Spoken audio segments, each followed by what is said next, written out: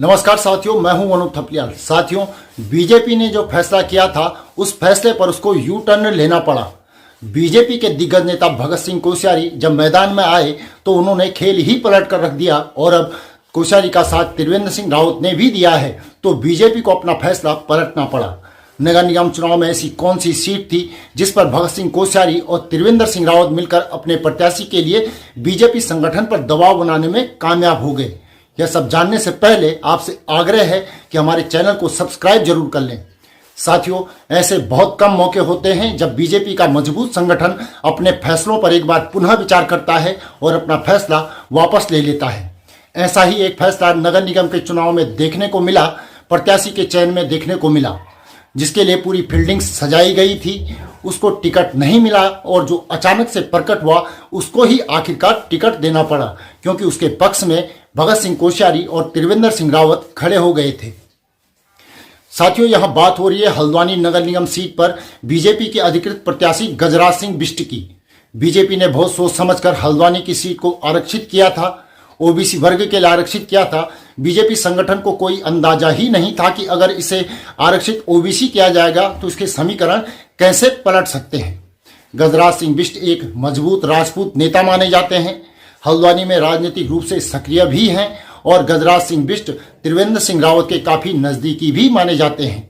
साथ ही गजराज सिंह बिष्ट शिष्य हैं भगत सिंह कोश्यारी के, ठीक वैसे ही जैसे उत्तराखंड बीजेपी में दर्जनों बड़े बड़े नाम भगत सिंह कोश्यारी के ही शिष्य रहे हैं। बीजेपी ने मेयर पद के लिए हल्द्वानी में पूरी फील्डिंग ओबीसी के लिए लगा दी थी और नवीन वर्मा को बकायदा कांग्रेस से इंपोर्ट कर लिया था।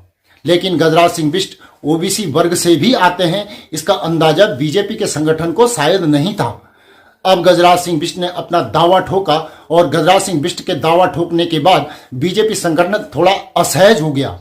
अब गजराज सिंह बिष्ट को टिकट नहीं देना था, इसीलिए ओबीसी वाली सीट को बीजेपी के जो कार्यकर्ता धर्ता है उन्होंने सामान्य कर दिया। उससे यह तो अंदाजा लग गया था कि राजनीति हल्द्वानी के लिए बहुत गंभीरता से घूम रही है। लेकिन गजराज सिंह बिष्ट ने अपनी दावेदारी पर अड़े रहे और सीधा कोश्यारी जी की शरण में चले गए और त्रिवेंद्र सिंह रावत पहले से ही गजराज सिंह बिष्ट के नाम पर अपनी सहमति जता रहे थे। भगत सिंह कोश्यारी जब मैदान में उतरे तो बीजेपी के संगठन को उन्होंने शीर्षासन करा दिया। अपना जो फैसला संगठन ने किया हुआ था उस सोच से बाहर निकालना पड़ा संगठन को और आखिर में सीट को सामान्य होने पर भी ओबीसी वर्ग के गजराज सिंह बिष्ट को बीजेपी ने अधिकृत रूप से अपना उम्मीदवार बना दिया। इससे कुछ मैसेज बिल्कुल साफ है। एक मैसेज तो यह है कि भगत सिंह कोश्यारी और त्रिवेंद्र सिंह रावत किसी एक मुद्दे पर लंबे समय के बाद एक हुए हैं और दूसरा मैसेज है भगत सिंह कोश्यारी जब चाहते हैं तो अपने चेले चपाटों को बड़ी से बड़ी पोजीशन दिलाने में सफल हो जाते हैं। जब भगत सिंह कोश्यारी मैदान में कूदते हैं तब न तो सरकार और न ही संगठन उनकी बात को काट पाता है। इसीलिए हम बार बार यह बात कहा करते हैं कि भगत सिंह कोश्यारी की मर्जी के बिना उत्तराखंड बीजेपी में पत्ता भी नहीं हिलता। भगत सिंह कोश्यारी ने एक सीट पर अपने चहेते अपने चेले को टिकट दिलाने में कामयाबी हासिल कर ली है।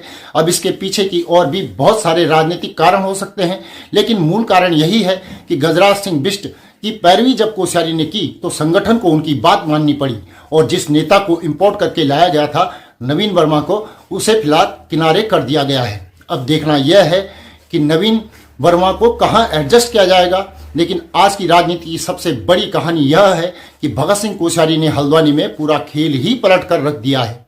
साथियों, इस रिपोर्ट को लेकर आपकी क्या राय है कमेंट करके जरूर बताएं। साथ ही चैनल को सब्सक्राइब करें और नीचे दिए गए नंबर या फिर QR कोड के माध्यम से हमारा सहयोग भी जरूर करें। अभी के लिए इतना ही। अगली रिपोर्ट में आपसे जल्दी ही मुलाकात होगी। तब तक के लिए नमस्कार।